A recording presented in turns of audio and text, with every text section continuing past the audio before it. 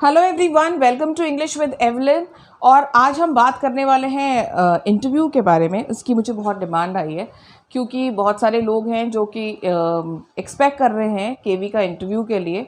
लेकिन मैं आपको ये कहना चाहती हूँ कि ये न सिर्फ उन लोगों के लिए, उन कैंडिडेट्स के लिए इम्पॉर्टेंट है, ये वीडियो सब लोगों के लिए इम्पॉर्टेंट है क्योंकि इंटरव्यूज़ तो हमको फेस करने ही होते हैं, चाहे हम प्रमोशन के लिए करें, नए जॉब के लिए करें, कॉलेज एडमिशन्स के लिए फेस करें। तो इंटरव्यूज़ तो इम्पॉर्टेंट है। और जो बातें आज मैं आपको बताने वाली हूँ ये बहुत ही जनरल, और मैं आपको ये बताती हूँ कि न सिर्फ इंटरव्यू बट अदरवाइज़ भी इम्पॉर्टेंट हैं ये बातें, क्योंकि हम जिन चीज़ों के बारे में बातें करेंगे वो एक्चुअली हमारी पर्सनैलिटी से ही रिलेटेड हैं ये सारी बातें। और ऐसी चीज़ें हैं जो अगर हम थोड़ा सा ध्यान दे लेना तो they can bring a world of difference in the way you present yourself, not just in the interviews but everywhere in your day-to-day interactions, presentations, anywhere. ठीक है, so let us begin with first of all the sartorial aspect. The sartorial aspect means the way you dress.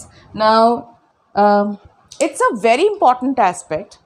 आप देखेंगे कि एक छोटा सा बच्चा भी होता है ना, आप तैयार कर देंगे, उसने अपनी पसंद की फ़्रॉक पहनी है तो देखना वो एक अलग ही बच्चे के अंदर कॉन्फिडेंस आता है। बच्चा बड़ा अपने आप को इम्पॉर्टेंट समझता है और उसकी पूरी बॉडी लैंग्वेज ना बिल्कुल डिफरेंट हो जाती है जहाँ एक अच्छे से आपने ड्रेस पहना दिया बच्चे को। तो उसी तरह से जब हम भी, अगर हमको लगता है आज हमने बड़ा अच्छे तैयार हुए तो अलग ही हमको कॉन्फिडेंस आता है। तो इसलिए कपड़े बड़ा इम्पॉर्टेंट पार्ट होता है हमारे प्रेजेंटेशन का, हमारी पर्सनालिटी का।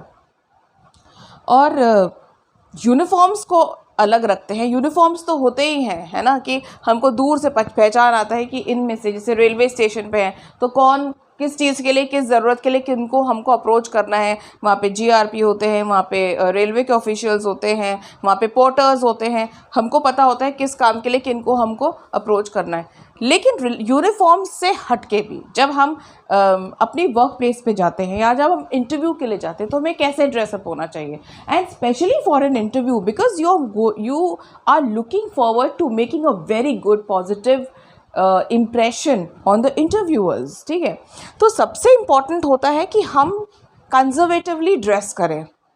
कंजर्वेटिवली ड्रेस करने का मतलब होता है न सिर्फ फॉर्मल, पर ऐसे कि आपको ऐसा लगना चाहिए कि जो इंटरव्यूअर्स है, जो पैनल है, वो उनको कुछ आप ऑकवर्ड या अनकंफर्टेबल न हो हो सकता है आप जो पहन कर गए हो आप उसमें बड़े कंफर्टेबल हो, लेकिन हो सकता है इंटरव्यूअर्स नहीं हो। इसलिए कंजर्वेटिवली ड्रेस करना सबसे बेस्ट तरीका होता है ड्रेस करने का।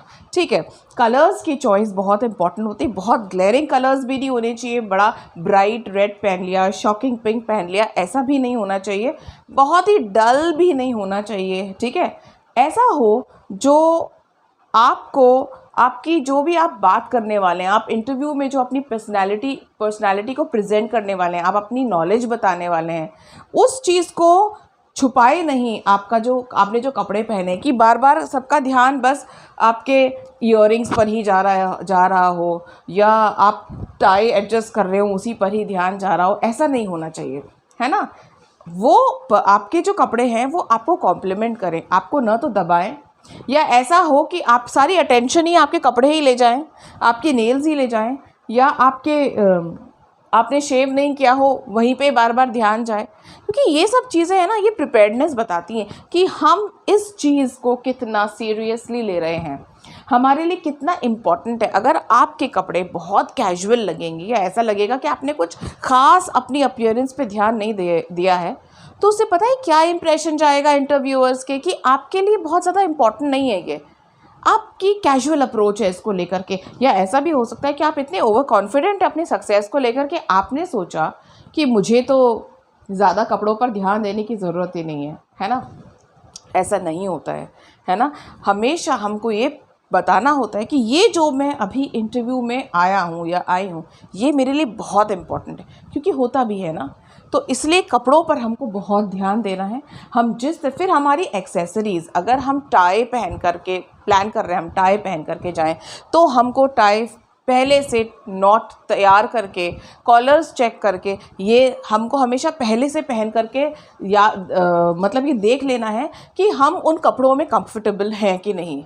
ऐसा कुछ नहीं पहनकर चले जाना चाहिए कि पहले ही बार हम पहन रहे हैं, सीधे इंटरव्यू में पहन के चले गए और अब हम जगह जगह से अपने कपड़े ही एडजस्ट कर रहे हैं और हमारा आधा ध्यान वहाँ है। और होता है ना ऐसा, मेरे साथ भी कई बार होता है कि आप कभी भी ऑब्जर्व, मतलब कई बार ऐसा होता है कि मुझे लगता है कि पता नहीं कुछ अजीब तो नहीं लग रहा है, ठीक लग रहा है कि नहीं, तो क्या होता है आधा ध्यान वहीं होता है। हमको ऐसा नहीं करना है। इंटरव्यू बहुत इंपॉर्टेंट मौका होता है हमारी लाइफ का, हमारे करियर का, तो उसमें हमको ना ये वाली रिस्क नहीं लेनी है। मतलब ये तो अवॉइडेबल चीज़ें हैं ना, क्यों करना, हमको ये रिस्क क्यों लेनी है, ठीक है। तो बहुत ज़्यादा ऐसी चीज़ नहीं पहनी जो बहुत बज रही हो, जैसे ऐसी बैंगल्स जो बहुत आवाज़ कर रही हो। आप थोड़ा सा फिर आप ही कॉन्शियस हो जाएं कि आप अच्छे से जेस्चर्स ही नहीं कर सके, आप हैंड मूवमेंट बिल्कुल ही नहीं कर सके, क्योंकि आपको लग रहा है कि अरे मेरी तो चूड़ियाँ बहुत आवाज़ कर रही हैं, है ना। या हमको ऐसा ऐसी कुछ हेयर कट करा लें या ऐसे कुछ बाल रख लें कि हमारा बार बार ध्यान हमारे बालों में ही जा रहा हो, ऐसा भी नहीं होना चाहिए, है ना। इंटरव्यू है तो हमको उसको उतना सैंक्टिटी से या उसको उतना सीरियसनेस से हमको उसको लेना पड़ेगा। और शुरुआत होती है हमारे कपड़ों की चॉइस से ही, ठीक है। तो ये हो गया sartorial एस्पेक्ट। तो ये न सिर्फ वो इम्प्रेशन जो लोग आपके बारे में ले रहे हैं आपसे उसमें, बल्कि आप ये खुद के कॉन्फिडेंस में भी बहुत इम्पॉर्टेंट है। तो इसलिए ये बहुत इम्पॉर्टेंट एस्पेक्ट है। सबसे पहले मैंने इसी से ही शुरुआत की है, ठीक है। सेकेंड होता है आपकी बॉडी लैंग्वेज। अगर आपकी प्रिपेयर्डनेस है, मतलब आपका जो सब्जेक्ट है वो आपका प्रिपेयर्ड है और आप अपनी अपीयरेंस से भी काफ़ी खुश हैं, तो बॉडी लैंग्वेज तो अपने आप ही पॉजिटिव हो जाएगी। लेकिन इसके अलावा भी कुछ चीज़ों का हमको ध्यान रखना है। अब हम कैसे अपने आप को प्रिपेयर करें? हम क्या कर सकते हैं कि वीडियो बनवा सकते हैं अपना, ठीक है, क्वेश्चंस को आंसर करते हुए। उसमें हम देख सकते हैं कि क्या मैं प्रॉपर आई कांटेक्ट कर रहा हूँ या कर रही हूँ। कहीं ऐसा तो नहीं कि मेरे हाथ ऐसे बहुत ज़्यादा जेस्चर ऐसे हों कि पता चला पानी का ग्लास रखा हो वही गिर जाए मेरे हाथ से, है ना। तो ये ध्यान रखना है कि जेस्चर्स होना ज़रूरी है, लेकिन बहुत ज़्यादा हाथ भी इधर उधर नहीं जाने चाहिए, है ना। ऐसा नहीं होना चाहिए। मतलब आपके जेस्चर्स भी ना एक रेंज में ही होने चाहिए। ऐसा नहीं हो कि आप बहुत ज़्यादा वाइड अपने आर्म्स को ले जा कर के एक्शन कर रहे हो। तो ये इस बात का ध्यान रखना है हमको। और जब हम आई कांटेक्ट करते हैं तो जितने पैनल में मेंबर्स हैं हम उन सब से करते हैं, और जब हम आंसर देते हैं तो जिन्होंने हमसे क्वेश्चन पूछा है हम उनसे आई कांटेक्ट करते हैं, लेकिन हम बाकी पैनलिस्ट को भी इग्नोर नहीं करते हैं, बीच बीच में हम उनको भी देखते हैं, ठीक है। सेकेंड बात आती है इसमें बॉडी लैंग्वेज में कि हमको स्माइल रखनी है अपने फेस पे, है ना। बहुत नर्वस नहीं दिखना है। देखिए वो लोग एक ओवर कॉन्फिडेंट इंसान को नहीं ढूंढ रहे हैं, लेकिन बहुत अंडर कॉन्फिडेंट को भी नहीं ढूंढ रहे हैं। अगर आप बहुत नर्वस एक्ट करते हैं या बहुत टिमिड दिखते हैं तो वो भी आपके ना अगेंस्ट पॉइंट चले जाता है कि कैंडिडेट अच्छा है, स्कोर अच्छे हैं और ये सब्जेक्ट नॉलेज भी अच्छे हैं, लेकिन कॉन्फिडेंस की कमी है। तो यही वो बारीकियां होती हैं जिनके ऊपर सब लोग उस वक्त ध्यान दे रहे होते हैं, ठीक है। तो इसलिए आपको स्माइल भी करना है कंसिस्टेंटली। कई बार ऐसा होता है कि कोई एक पैनलिस्ट होते हैं या तो आपस में जोक कर देते हैं या कोई जोक क्रैक कर देते हैं या कोई ऐसी चीज़ बोल देते हैं जो अम्यूजिंग होती है, तो स्माइल करना है ना, एक्नॉलेज करना है जोक को, लेकिन बहुत ज़ोर से भी नहीं हंस देना है। तो क्योंकि क्या है, आप में टेबल के इस पार जो है और उस पार जो है उनमें एक बहुत बड़ा डिफरेंस होता है। उस डिफरेंस को मेंटेन करके रखना होता है। ऐसा नहीं है कि अगर वो हमको हो सकता है कंफर्टेबल करने के लिए जोक क्रैक करें या कुछ भी करें या लाइटली शुरू करें इंटरव्यू को, तो हम भी बिल्कुल ही कैजुअल हो जाएं, ऐसे नहीं करना है। तो बॉडी लैंग्वेज का ध्यान रखना है। सेल्फ इंट्रोडक्शन की तैयारी बहुत अच्छी करके रखनी है। सेल्फ इंट्रोडक्शन के लिए मैंने एक एक वीडियो बना करके दिया है, आप उसको देखिए। उसके अलावा भी अगर कोई आपको क्वेरी होती है तो आप ज़रूर मुझसे पूछिए, पर मैं आपको ये बोलूँगी मोटा मोटा जो होता है, हम सबसे पहले अपना नाम बताते हैं, हम किस जगह को बिलोंग करते हैं वो बताते हैं, हमारा क्वालिफ़िकेशन क्या है ना, हम वो बताते हैं, कितने साल का एक्सपीरियंस है वो बताते हैं, और यहाँ तक आते आते क्या होता है, कोई ना कोई क्वेश्चन तो वो हमसे उस बारे में पूछ ही लेते हैं। और इंट्रोड्यूस योरसेल्फ ये सबसे फर्स्ट क्वेश्चन होता है, इसकी हमको अच्छी से तैयारी करके रखनी ही होती है, ठीक है। और डिपेंड करता है आप कौन सी लैंग्वेज में अपना इंट्रोडक्शन प्रिपेयर करके रखना चाहते हैं। लेकिन अगर आप इंग्लिश के कैंडिडेट हैं तो आपसे एक्सपेक्ट करेंगे ही कि आप अपना इंट्रोडक्शन इंग्लिश में दीजिए। मैंने आपको दूसरे वीडियो में भी बताया है, माई सेल्फ से शुरू नहीं करना है, आपको बोलना है आई एम या माई नेम इज़, है ना। और अपना नाम बहुत अच्छे से बताना है। उनको सॉरी फिर से पूछिए, ऐसा नहीं मौका आना चाहिए। हमेशा अपना नाम हमको बहुत प्राइड से और क्लियरली बताना चाहिए, ठीक है। तो आपने अपना क्वालिफ़िकेशन की बात कर ली। अगर इस टाइम तक भी वो आपको बैठ के देख ही रहे हैं, सुन रहे हैं, तो इसके बाद में आप अपनी हॉबीज़ के बारे में बात कर सकते हैं, आप अपने फेवरेट टॉपिक्स के बारे में बात कर सकते हैं, ठीक है। और वो बहुत ज़रूरी होता है हॉबीज़ के बारे में, तो क्वेश्चन कर ही लेते हैं, है ना। More often than not they ask you about your hobbies. तो हमको प्रिपेयर करके रखना होता है कि हम कौन सी हॉबीज़ बोलेंगे, और वहाँ पे हमको ब्लफ नहीं करना होता है, ठीक है, झूठ नहीं बोलेंगे। तो आप अगर आपकी कोई हॉबीज़ नहीं है तो आप बोल सकते हैं कि all these years, you know, I was so much into my studies or other responsibilities. I did not get much time to inculcate any hobby, but of late कुछ समय से मैंने रीडिंग शुरू की है। तो अगर हम एक कोई भी या रीडिंग या जो भी कोई और हॉबी आप बताना चाहते हैं, लेकिन हाँ, लिसनिंग टू म्यूज़िक को ऐसे हॉबी की तरह पे बताना, वो ना मुझे ऐसा लगता है बड़ा लेम लगता है। मुझे ऐसा लगता है कि if I am an interview I will not be impressed by someone who says listening to music, मतलब ये क्या हॉबी हुई है ना। तो थोड़ी सी हॉबी हमको कैसी बतानी चाहिए जो हमारी पर्सनालिटी का एक पॉजिटिव एस्पेक्ट बताए, है ना, जो ये बताए कि थोड़ी कंस्ट्रक्टिव हो। ये नहीं कि बस पैसिवली हमने लिसनिंग टू म्यूज़िक कर लिया है या वॉचिंग टीवी, ऐसे नहीं, थोड़ी कंस्ट्रक्टिव होनी चाहिए।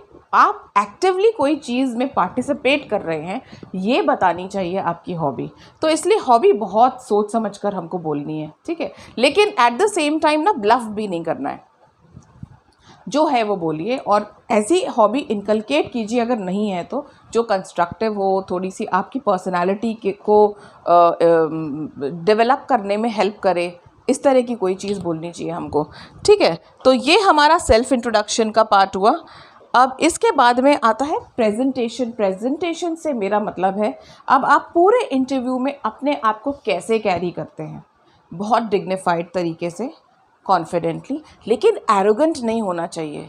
कई बार क्या होता है, कॉन्फिडेंस और ओवर कॉन्फिडेंस में ना बड़ी एक थिन लाइन होती है, और हम उसको कब क्रॉस कर जाते हैं पता ही नहीं चलता है, ठीक है। और ऐसा स्पेशली उन लोगों के साथ होता है जिनका ये पहला दूसरा इंटरव्यू होता है, क्योंकि उनको समझ में नहीं आता है कि हमको कहाँ पे अपनी बात पे टिके रहना है। कई बार होता है ना, कंफ्यूज करने के लिए आपको कोई इंटरव्यूअर बोलेंगे नहीं ये तो आप गलत बोल रहे हैं, तो बहुत ही हॉटीली उसको या बहुत ही एरोगेंटली उसको ये बोलना, रिफ्यूट करना, या ये बोलना कि नहीं मैं ही सही बोल रहा हूँ, तो वो भी अच्छा नहीं होता है। और मेरा जो पर्सनल एक्सपीरियंस है, मैंने हमेशा ये देखा है, एक तो मुझे इंटरव्यूज़ ना कभी मैं नर्वस नहीं होती थी। That is maybe, you know, it's because of my personality. I have always been on stage, तो उन सब उससे ना हेल्प मिलती है।